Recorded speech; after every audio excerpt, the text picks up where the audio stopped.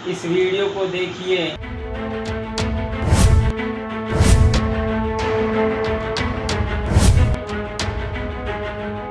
उत्तर प्रदेश के फतेहपुर में मजार को लेकर मचे बवाल की तस्वीरें अब भी सोशल मीडिया पर तैर रही हैं। मजार को लेकर भड़के बवाल की तस्वीरें और वीडियोस देखकर ये अंदाजा उसी समय लगा लिया गया था कि वहां की स्थिति सोमवार को क्या ही रही होगी। कोई हाथ में धूप बत्ती लेकर मजार के अंदर पूजा करता नजर आया था, तो कहीं तोड़फोड़ के निशान साफ साफ बवाल की गवाही दे रहे थे। कहीं जमींदोज मलबा दिख रहा था, तो कहीं टूटी हुई दीवारें। पुलिस की मौजूदगी में सब कुछ देखने को मिला।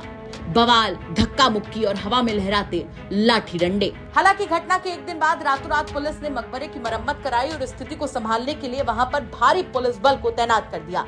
बैरिकेडिंग्स की गई। साथ ही कोशिश अब लगातार की जा रही है कि शांति व्यवस्था फतेहपुर में बरकरार रहे। लेकिन भले इस घटना को दिन बीतते जा रहे हो, लेकिन फिर भी मामला कहीं से थमता नजर नहीं आ रहा है। और ये बात भी साफ है कि इस पर शुरू हुई राजनीति भी कहीं रुकने का नाम नहीं ले रही है। इस मामले पर हद से ज्यादा फायर हैं AIMIM प्रमुख असदुद्दीन ओवैसी, जिन्होंने हाल फिलहाल में एक प्रेस कॉन्फ्रेंस बुलाकर भी फतेहपुर कांड पर तगड़ा हमला बोला। आपको याद होगा कि घटना के बाद भी असदुद्दीन ओवैसी ने सोशल मीडिया प्लेटफॉर्म X पर पोस्ट करके फतेहपुर घटना की निंदा की थी, जिसके बाद प्रेस कॉन्फ्रेंस बुलाकर असदुद्दीन ओवैसी काफी ज्यादा भड़के। उनका कहना था कि बीजेपी जो खेल खेल रही है, इसका नुकसान इनको उठाना पड़ेगा। साथ ही उनका यह भी आरोप था कि मकबरा तोड़ने का पूरा खेल पुलिस के सामने चलता रहा, ऐसे में पुलिस को हटा ही देना चाहिए। ओवैसी ने सवाल उठाया कि आखिर क्यों अब तक कोई एनकाउंटर नहीं हुआ, क्यों बुलडोजर नहीं चलाया गया। फतेहपुर का देखिए, ये फतेहपुर का जो मकबरे पे हमला करके उन खबरों को डैमेज किया गया, दरगाह के अंदर जाकर वहां पर बेहुरमती की गई, ये बीजेपी जो खेल खेल रही है ना, ये इनको ही नुकसान होगा सियासी तौर पर हर एतबार से।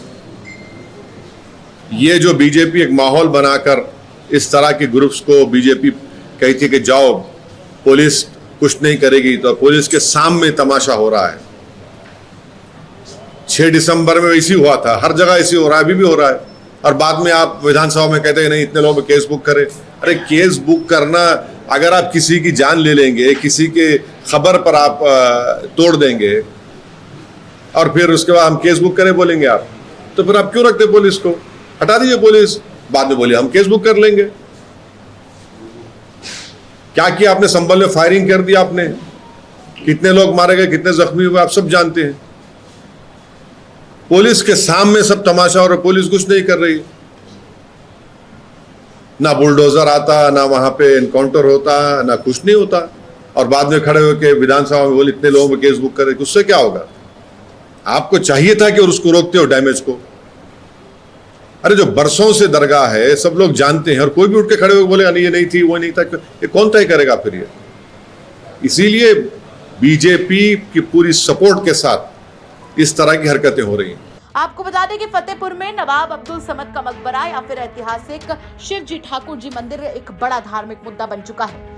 बीजेपी जिला अध्यक्ष और हिंदू संगठनों का दावा है कि कोई मजार नहीं बल्कि करीब 1000 साल पुराना ठाकुर जी और शिव जी का मंदिर है, जिसे बाद में मकबरे में तब्दील कर दिया गया। हिंदू संगठनों का कहना है कि इसकी दीवार पर बने कमल और त्रिशूल के निशान इसके मंदिर होने की गवाही देते हैं। दावों की माने तो 10 अगस्त को ठाकुर जी शिव जी मंदिर संरक्षण संघर्ष समिति और बजरंग दल समेत कई हिंदू संगठनों ने ऐलान किया था कि 11 अगस्त को यहाँ पूजा पाठ किया जाएगा।